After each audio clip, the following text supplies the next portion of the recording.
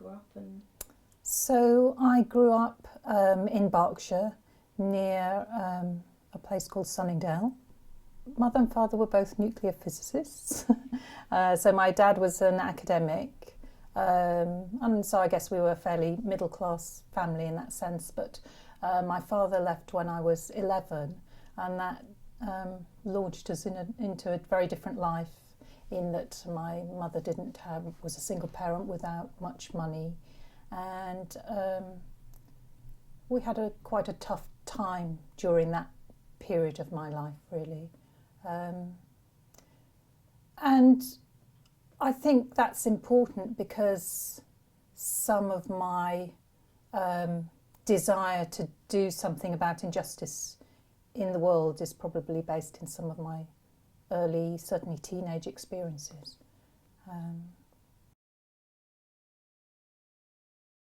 The early 70s, being part of a family with a single parent was quite unusual then. Not many of my friends had had parents split up or divorced, although obviously it's much more common then. And it happened when I changed from primary school to secondary school, and suddenly my friends didn't want to talk to me anymore, and I was quite isolated, and certainly not having much money in an area of relative affluence was quite hard. But it also made me quite tough, I think, in terms of being fairly self-contained and independent, and wanting to work towards justice to some degree for people who were disadvantaged. I wasn't particularly involved in politics with a capital P, but I was interested in ideas, and I was interested in speaking up against things that I thought were wrong. I did get involved, I suppose I was quite involved in and interested in the feminist movement that was going on at that time. So I spent quite a lot of time with other young women talking about things, probably more talking than action, at least in my teenage years. But anyway, I was quite an academic child, and that was also one of my coping mechanisms, I think, was that I'm not saying I studied quite hard, I partied quite hard too, but I did do quite well in terms of A-levels and went on to university. And I went to Sussex University and I studied biophysics there. So that seems a long way from community video in many ways. But thinking about those teenage years as well, I was very involved in drama, and I was when I was at university, and I think a lot of my interest in community arts came from being involved in drama through that time, and dance as well. And when I was at university, I didn't do any community arts at university, but I was in the drama club, and we did lots of shows, and I also did quite a lot of TV training there. They had a TV studios, and I was involved in quite a lot of that.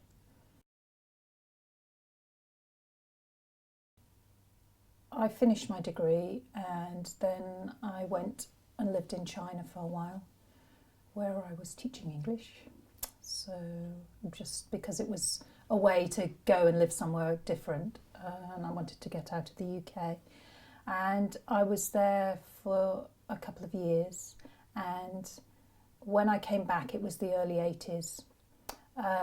So it was a highly politicised time of mass unemployment. And whilst I'd been in China, a lot of my friends in the UK had been searching for jobs. I mean, it's very similar context, I guess, to now in many ways. had been trying to get jobs, not getting jobs. There were all that I was getting letters, no email then, but by letter was, we can't find any work, there's no work. Certainly in terms of science, you know, I kind of guess I was a scientist. The only jobs that existed were in the arms trade, and nobody wanted to be part of the arms trade.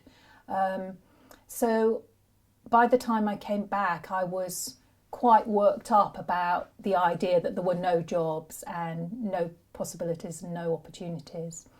And I came back and I started looking, and really a week or 10 days after I got back, I managed to get a place on a community programme. And I don't know whether you're familiar with the community programme that went on at that time, but it was basically getting people off the unemployment register exercise, in that the government said, or you know, there was state support for various community programmes which gave you a little bit more money than being on the dole, and you were off the unemployment register. So a lot of community organisations and people doing kind of more progressive work set up community programmes to get stuff done. And so actually it was a time of really interesting possibilities, because there was lots of work that was happening, semi-state supported, that maybe wasn't was some sort of resistance to what was happening in terms of the wider political context. So this community programme was at Southhill Park, which is a big arts centre in Bracknell, and it was a community arts scheme for young people, and there was money to support 5 community arts workers. So I got a place on that, and based on my drama, film and video experiences really, and my interest in working with the community. And that was in 1983, and there were 5 of us, and one of the other people was Clive Robertson, who co-founded Real Time.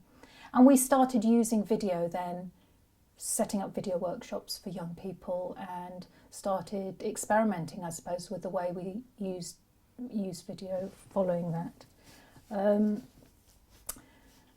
And we were quite, I mean, it was quite a strange place to be, because this Arts Centre had got money for this youth arts scheme because they had an under 18-year-old ban on the building. So young people under 18 couldn't go into the building. And as a result of that, they'd had a lot of problems, people creating trouble. So they thought they'd set up this scheme for young people in response, which was kind of strange, because we very soon got quite discomforted by this, in that, you know, what were we doing setting up things in the building for people who the Southhill Park didn't, you know, for the organisation didn't want them there. So we started going out into the community and doing work in the community. And I guess Clive and I were quite different in our approach from some of the other people on the team. And so we started working more and more together.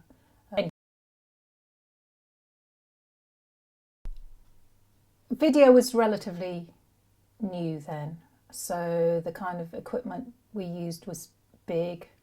The cameras were big, the cameras and recorders were separate beasts. The video recorder we used was a U-matic recorder, which was kind of this size, had to be carted around. Often the batteries were just ordinary batteries gaffer taped together, and I do remember that sometimes they started to smoke. So it was very, very different sort of equipment, a very different sort of world. We were quite excited by the potential of using recording and playback processes because of the way people responded to it. So it seemed to me that it was really engaging for people. People, obviously camcorders weren't so prevalent, people hadn't seen themselves on TV before. they wanted to learn how to use the equipment, and it was very motivating to groups in that sense. But it also seemed to people seem to go through group processes a lot quicker than other forms that we were using. The discussion went deeper. What happened as a result happened quicker.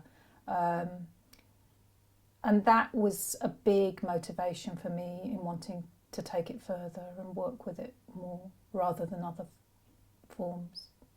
And I guess I also saw it always as a bit of an umbrella medium, in that video can also incorporate other things. So it can incorporate drama and drawing, painting and singing and dance and all sorts of other things as well.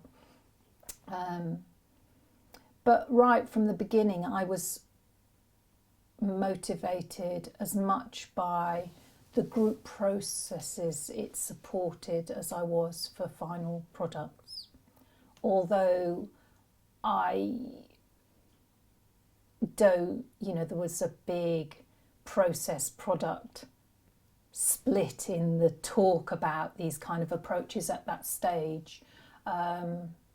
And there still is, and I don't think it's a question of process or product, because there are always products, there are always bits of video, if you like, recorded. It's a question of what the purpose of that recording and playback is for a particular group in a particular situation at that time. So, are the things recorded important for the group to watch back and reflect on, or are they important for another audience? And I think even now,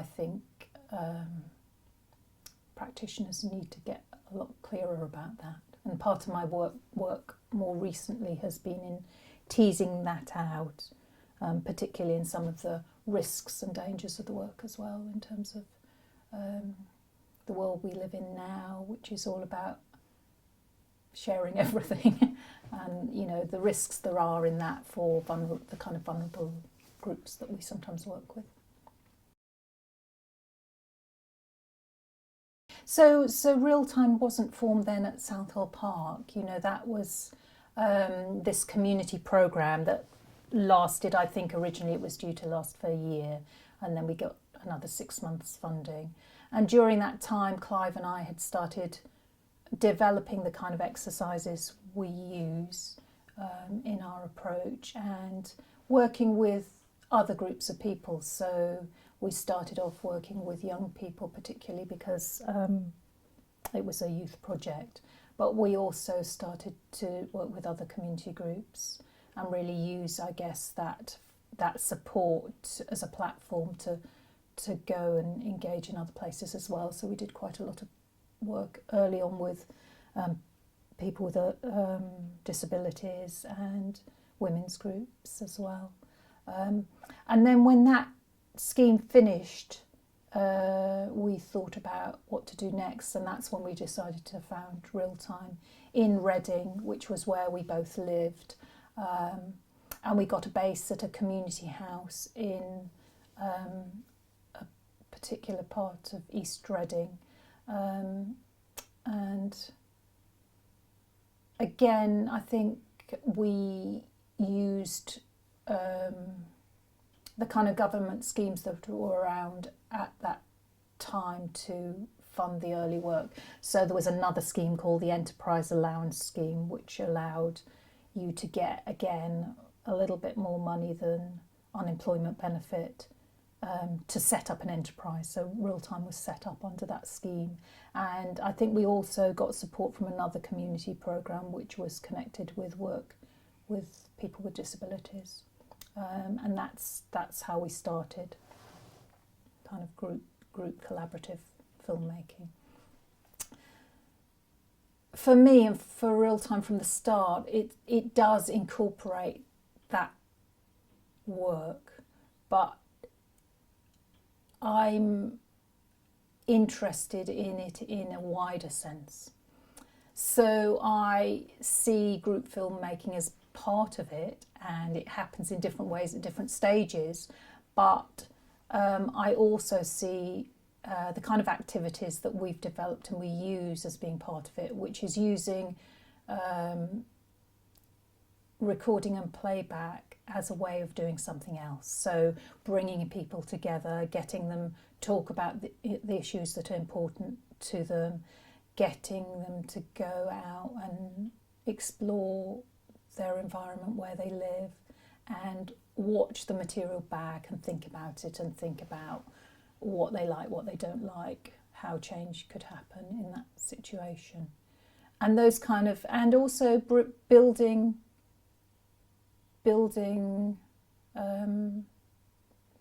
groups, building a sense of collective purpose is important to me. And that, I suppose, has been a big part of the way we've developed what we do. So, and I think a lot of the success of these kind of processes lies in the early work and the kind of early exercises that you do with a group. So we have a very particular setup where we start with a group of a maximum of 8 people, generally where possible 2 facilitators, because there's a lot going on, because there's someone working on the equipment, someone what's going on in front of the camera. And we set up our typical workshop setup will be with a camera on a tripod attached to a monitor with headphones and a hand mic.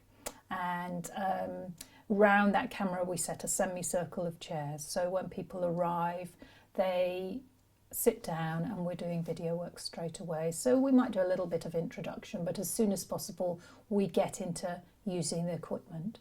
And everyone takes turns, so we have a number of exercises that we use, and we run, we might start working weekly with a group for an hour and a half, 2 hours, and every session everyone uses the camera, everyone is in front of the camera, and that starts with exercises, for instance, like some sort of name game where one person goes on the camera and then the microphone is handed from person to person, and each person says their name and something about themselves, or their favourite colour, or if they were an animal, what animal they'd be, something kind of icebreakery.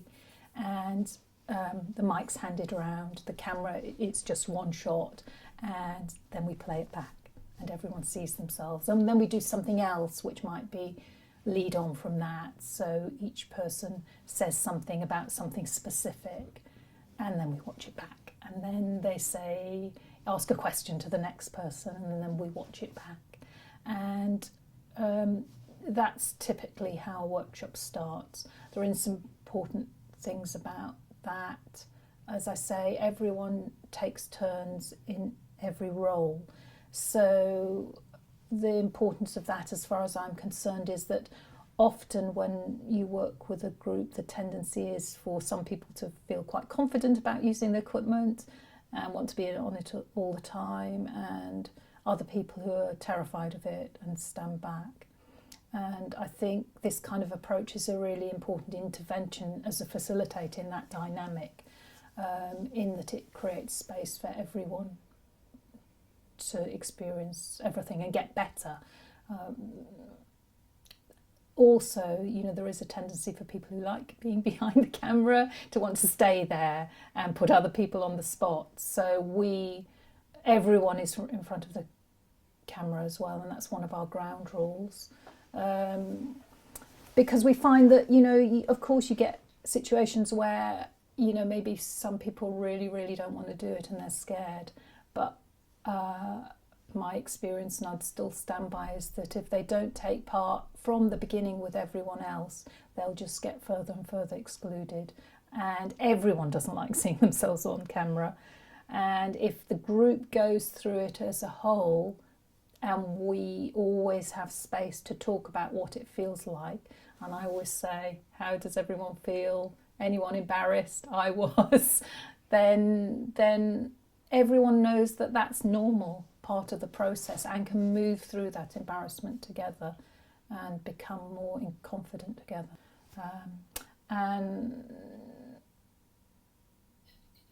What was I going to say?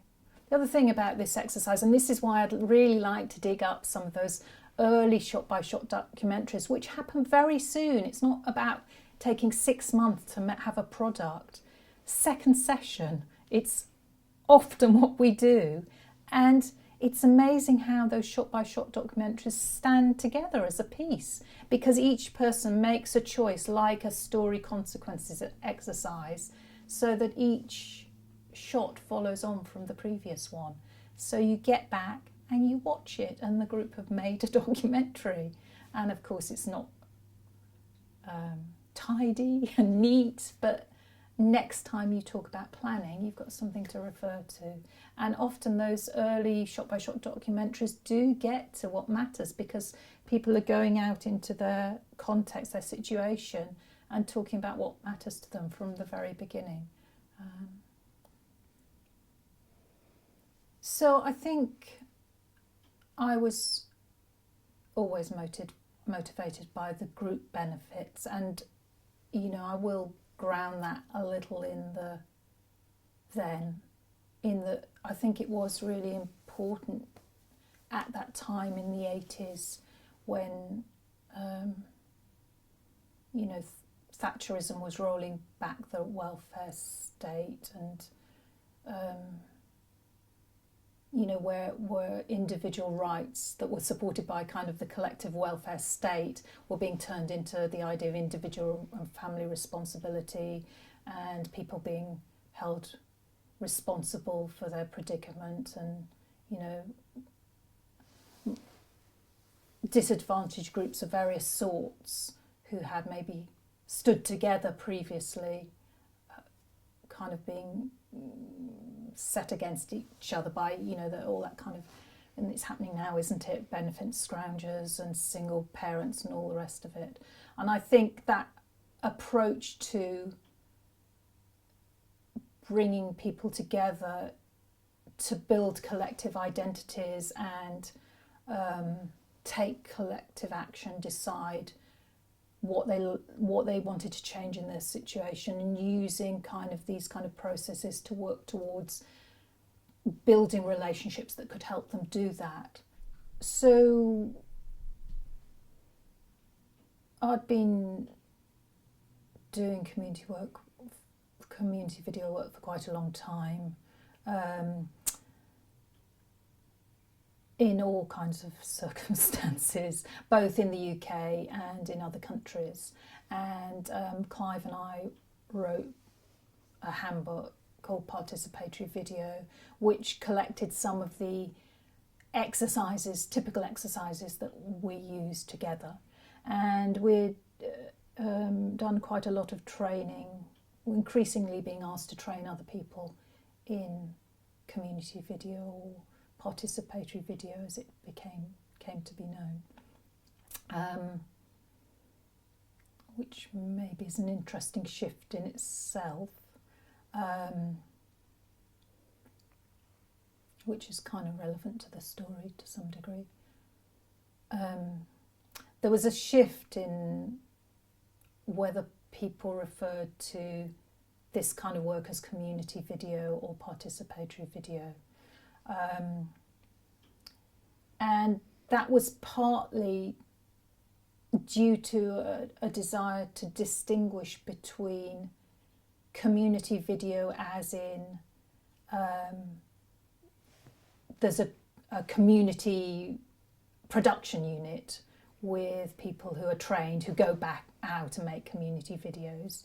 And there were also a lot of community video workshops at that time, which was set up so that people could gain skills, go on courses, and learn to make videos. And there was also the kind of community arts, I suppose, approach, which was about people making things for themselves, but also these wider social benefits that I've been talking about. And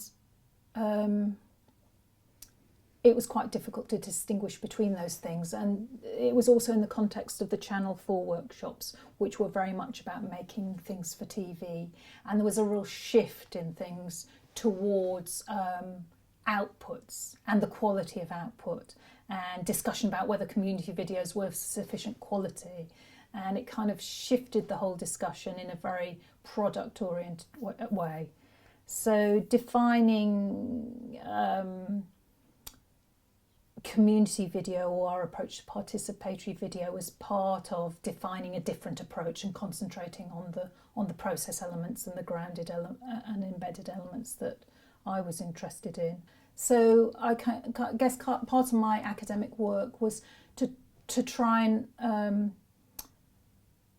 reframe what I then call participatory video as the means to drive particular social processes that are about wider building of relationships, both firstly within a group, and then between the group and other people in the community, and then maybe outside the decision makers. So recording, making video messages, short video programs is part of that process, but it's not the whole thing. The showing of what's made and the building of relationships, or not because of that, is also part of it. So, you know, there's the possibility of people gaining confidence from learning how to use the equipment or whatever, and increasing their sense or changing their sense of themselves and what they can achieve. And that is evidenced and documented. But there's also the possibility of people being left feeling less confident and exposed. So what are the circumstances that help and hinder that? And my PhD also drew out some of the key factors in helping achieve the kind of social outcomes that we were aiming for, but also what hindered, what got in the way, what made the risks more likely. So the work I have done recently in Kenya has been using participatory video processes to engage with people living in poverty in the slums of Nairobi, and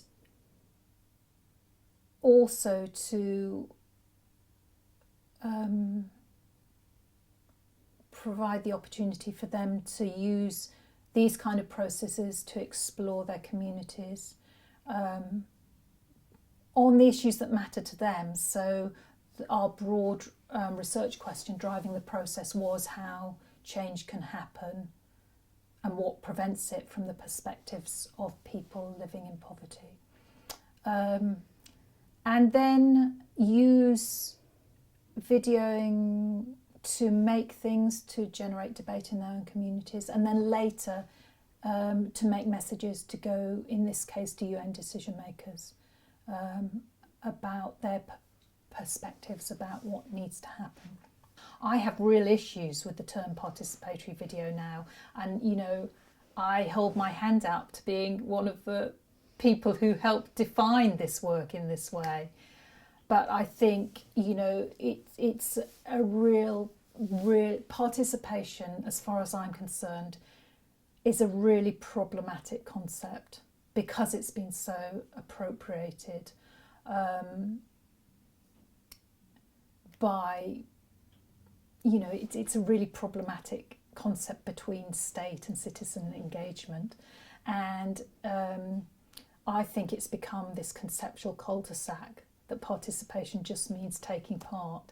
So as long as someone's there and they're taking part, so participatory video becomes people coming along to video an event that's going on up on that, that's it. Or, you know, people might make something that, you know, is really important, but it's watched and nothing happens. It actually closes down the kind of opportunities that I'm interested in. I would really like to call it something different, to distinguish it also from you know, there are key players in the participatory video wider world where it is considered much more as being group filmmaking, and I think as I've said before, that is part of the problem. I'd really like to call it rename it, but I haven't kind of come across a good term yet, other than that, you know, for me it's the means not the end. You know, it's the means to drive a social process towards, you know, increased influence for the kind of people I'm talking about, which does include making things, but is also about some of the most important stuff happens when the camera's switched off, or comes from what we learn from the dynamics of the situation when we're working using these approaches. And that those are some of the key things for me. So maybe I'm coming back towards thinking about calling it community video again. In that, you know, for me, it is the collective aspect, the group, the kind of building collective identity and collective action that is important. The problem is community as well, though, you know, and I don't know, you may agree or not, but, you know, community is such a badly used term as well, because the community is not one, in any circumstance, one unified place. So what do we call it? Oh, that doesn't really say anything, does it? Community has some associations that I like. I think I'd rather call what we do, come back to calling what we do community video. But it's also problematic. And I said, you know, I said when we were chatting before, and I said probably the last time I saw Tony Downward was at a conference at Goldsmiths a while back, where I talked about naming and framing practice, because how we name what we do and how we frame what we do does limit what can happen. So it's really important.